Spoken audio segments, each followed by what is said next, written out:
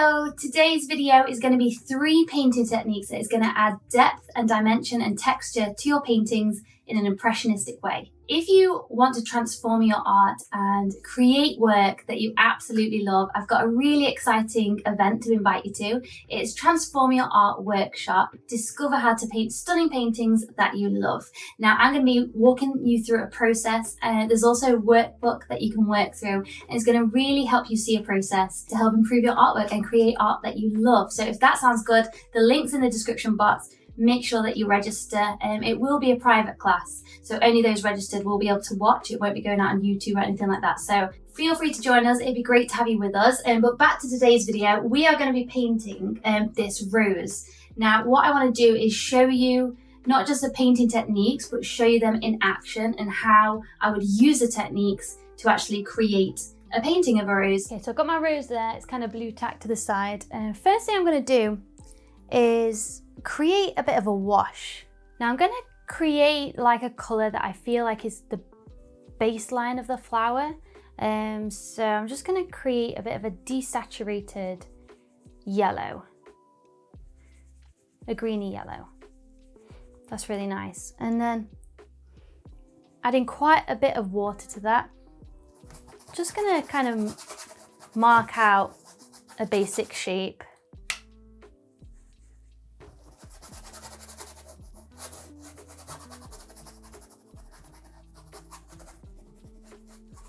Okay, now this is the first technique. What I want you to do is take a rag. This is an old tea towel, but you can use any rag as long as it's kind of like material or cotton. And then what I'm going to start to do is put my finger inside the rag and kind of use it almost like a pencil. And it's just going to pick up some of that pigment. Now, this is what a lot of oil painters do, especially alla prima oil painters. But also the technique works really nice with, well, any kind of paint actually, but it works really nicely with acrylic as well.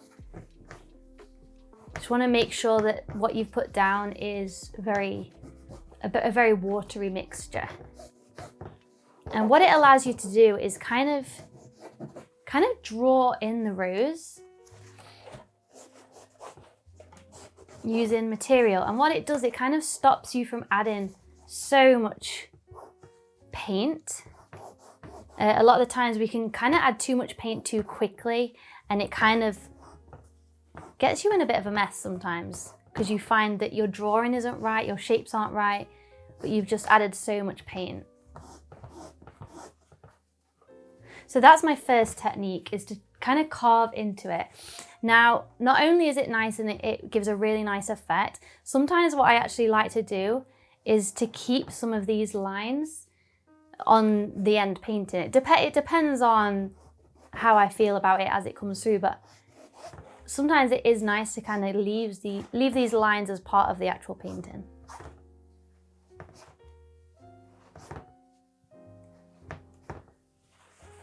Okay, so that's the first technique. Now what I usually do is wait for that to dry, and then I'll go on and start putting some paint on and kind of start building up the rose.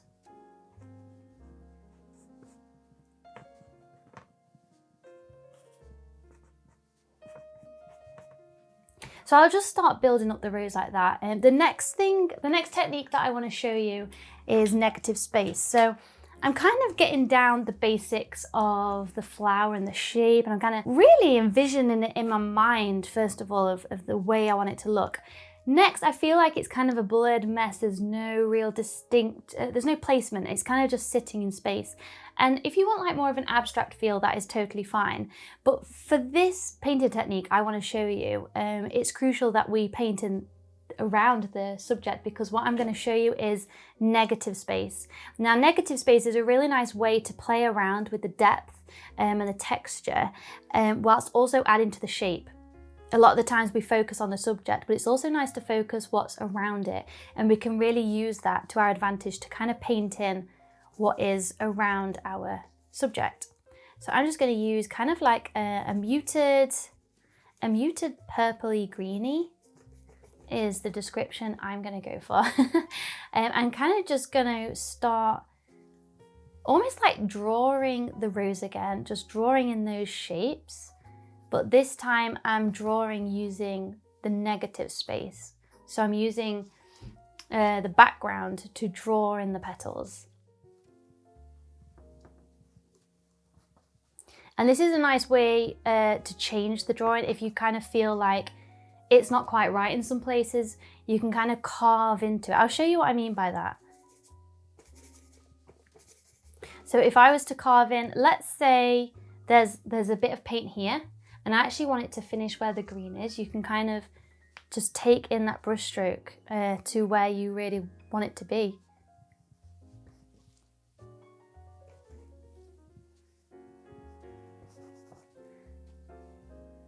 And I do encourage you to take your time here and not rush this part, because this is kind of what's going to set up your painting from where you take it next, sort of thing. So I just want to give myself some like visual clues as to maybe the petals that I kind of want to focus on a little bit more. Like I want that to come into here. But obviously there's not a lot of detail in that petal, so I can kind of let myself go there. And then once that's done, I like to just kind of take that around the flower.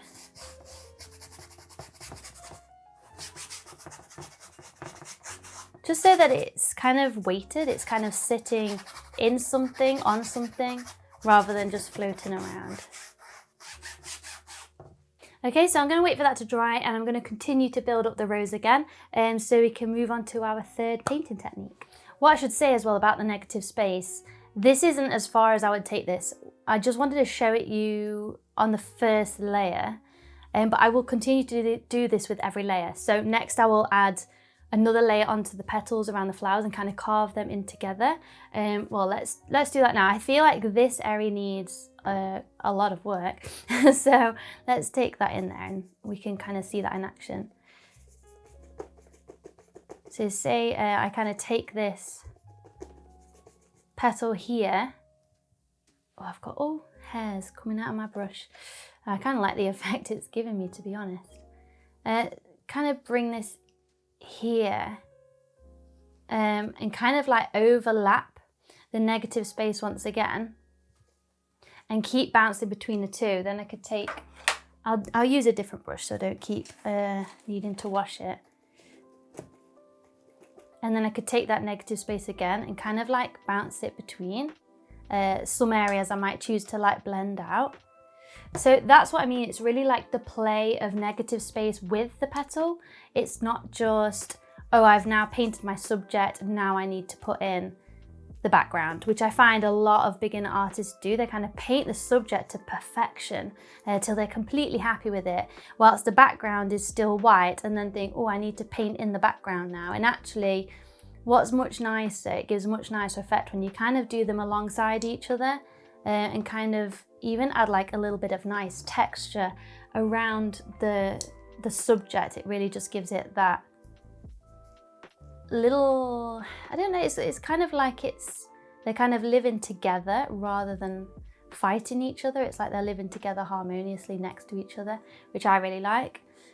So yeah, that's how I'd kind of like keep going in and out of these different ways. Right, I'm not going to like go into too much detail here with this rose. I mean, I could spend 3 days on this rose, you know, and I don't think that would be ever so helpful in this for what I'm trying to show you. So I'm not gonna do this too much. I just want to get far enough so that I can show you the next painting technique.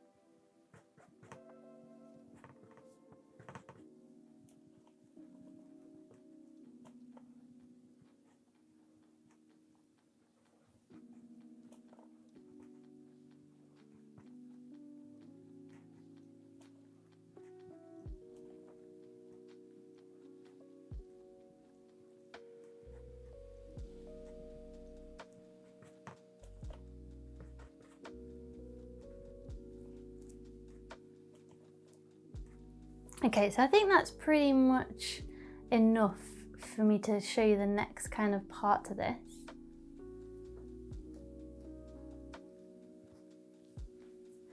And that is picking up the texture of the canvas. Now for this you need a very dry brush. So you can either use a new brush or you can make sure that you've got all the water out of your current brush. You can also use a palette knife too. I'll show you both actually. What I will just do first is to wait for this to dry. So this technique works really nicely with highlights and low lights. I love to use it with highlights. So this is a very dry brush, so you might want to separate the bristles a little bit. So I'll get some paint.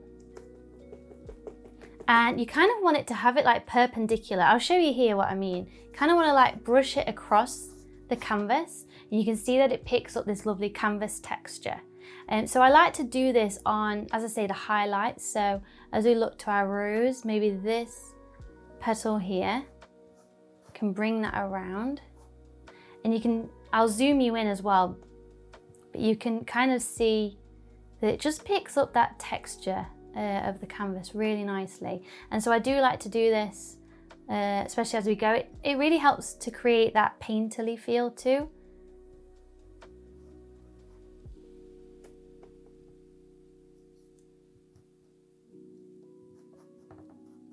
And you can also do that using a palette knife. So you can take your palette knife, take some of the paint right on the bottom, and then kind of use that like a sweeping motion. And that also picks up the texture of the canvas. And it gives it that really nice painterly edge. So I really hope that you enjoyed kind of seeing this come together. I feel like now I might be working on this for the next few hours. No, not really. I think this painting was just to kind of give you guys a feel of some of those painting techniques. And of course, if I spent even an hour on this, it would look a lot better. But I just wanted to show you the technique in action rather than just doing it on a plain bit of paper. So thank you so much for joining me there. I hope that you guys really enjoyed seeing those techniques kind of play out into a real painting.